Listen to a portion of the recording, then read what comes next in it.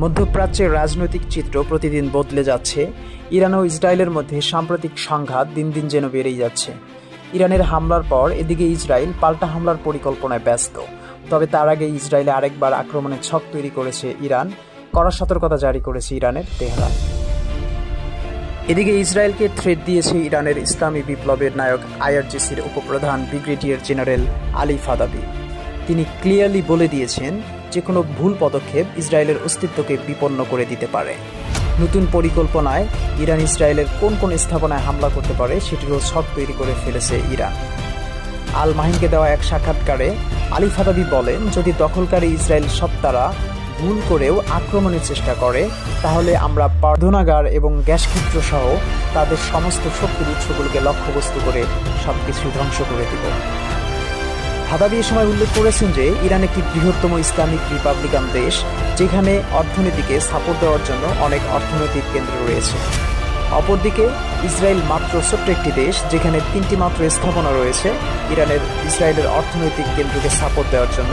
সেই সাথে ইসরায়েলের 3টি পাওয়ার স্টেশন এবং শোধনাগারে সীমাবদ্ধ। ইরান মনে করে তাদের পারমাণবিক শক্তি এবং সামরিক সক্ষমতা ইসরায়েলের চেয়ে বহুগুণ বেশি এবং শক্তিশালী। ফাদাবি দাবি করেন, ইরান একযোগে ইসরায়েলের সকল লক্ষ্যবস্তুকে হামলা করে সবকিছু ধ্বংস করে দিবে এবং ইসরায়েলকে নিশ্চিহ্ন করার মতো সামরিক শক্তি তারা রাখে। তিনি আরও বলেন, ইরানিরা অতীতে যথেষ্ট ধৈর্য দেখিয়েছে, কিন্তু যদি ইসরায়েল কোনো ধরনের পাল্টা আক্রমণের পদক্ষেপ নেয় তবে তারা কঠোর এবং ধ্বংসাত্মক আক্রমণের মুখোমুখি হবে, যেখান থেকে কেউ তাদের উদ্ধার করতে পারবে না।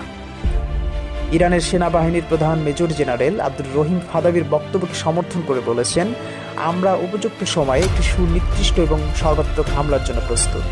স্পষ্ট যে ইরান পরিস্থিতি খারাপ হলে তা মোকাবেলার জন্য যথেষ্ট প্রস্তুত রয়েছে। ইরানের রাজনৈতিক বীর প্রধান ইসমাইল হানিয়া এবং হিজবুল্লাহ মহাসচিব হাসান নাসরুল্লাহর হত্যার পর ইরান যে প্রতিশোধমূলক পদক্ষেপ নিয়েছিল তা এখানে উল্লেখযোগ্য। তাই আইআরজিসি ইঙ্গিত দিয়েছে যে ইরান তাদের শত্রুদের বিরুদ্ধে প্রতিশোধ নিতে দৃঢ়প্রতিজ্ঞ। বিশ্লেষকরা মনে করছেন, ইরানের এই ধরনের বক্তব্য শুধুমাত্র এক ধরনের হুমকি নয়, বরং এটি একটি কৌশলগত সংকেত, যার মাধ্যমে তারা মধ্যপ্রাচ্যে শক্তিশালী ভূমিকা রাখতে চায়। ইরানের এই শক্তিশালী প্রতিক্রিয়া ইরান এবং ইসরায়েলকে কতটুকু ভাবিয়ে তুলবে। যদি ইসরায়েল সত্যি ইরানে হামলার মতো কোনো ধরনের দুঃসাহস দেখায় তবে তার পরিণতি কী হবে, এই পরিস্থিতি মধ্যপ্রাচ্যের রাজনৈতিক উত্তেজনা সৃষ্টি করতে পারে, যেখানে ইরান এবং ইসরায়েলের মধ্যে সরাসরি যুদ্ধের আশঙ্কা লক্ষ্য করা যাচ্ছে। এদিকে যুক্তরাষ্ট্র থেকে বাইডেন হামলাকে সমর্থন না করলেও ডোনাল্ড ট্রাম্প ইসরায়েলের পক্ষ হয়ে ইসরায়েলকে সর্বাত্মক শক্তি দিয়ে ইরানের পারমাণবিক স্টেশনগুলোতে হামলার জন্য প্ররোচিত করছে। সবশেষে ইরান এবং ইসরায়েলের এই হামলার প্রতিক্রিয়া এবং ফলাফল কি হতে পারে সেটা সময়ের উপরই নির্ভর করছে। এদিকে ইরান এবং ইসরায়েলের সম্ভাব্য এই যুদ্ধে মধ্যপ্রাচ্যে নতুন করে বিপুল পরিমাণ মার্কিন সেনা মোতায়েন করেছে যুক্তরাষ্ট্র।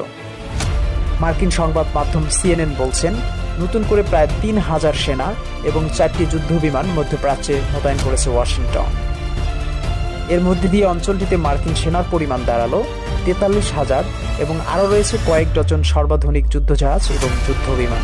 নতুন করে পাঠানো এই যুদ্ধবিমানটিতে রয়েছে সর্বাধুনিক প্রযুক্তি সম্পন্ন ফাইটার জেট। এছাড়াও মধ্যপ্রাচ্যে মোতায়েন আছে আকাশ প্রতিরক্ষা ব্যবস্থা, high mobility artillery rocket system HIMARS, drone বিধ্বংসী ব্যবস্থা, মোবিলিটি ইন্টিগ্রেটেড জেট সিস্টেম।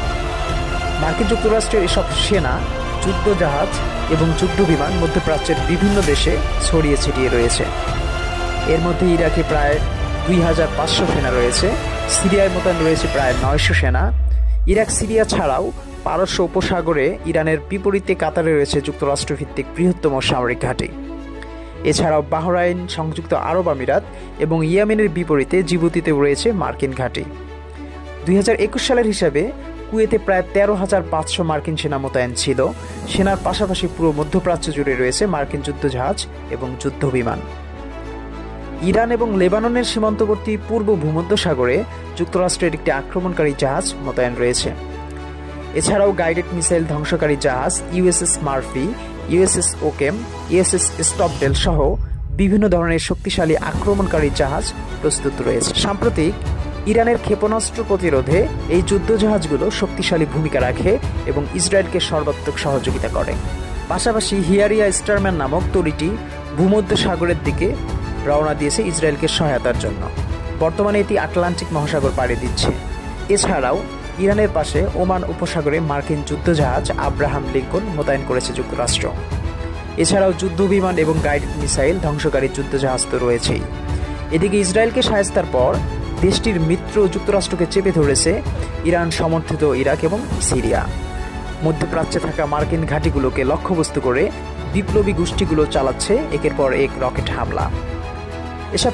এসব রকেটের আঘাতে উলটপালট হয়ে গেল সিরিয়ায় থাকা যুক্তরাষ্ট্রের একটি শক্তিশালী সামরিক ঘাঁটি।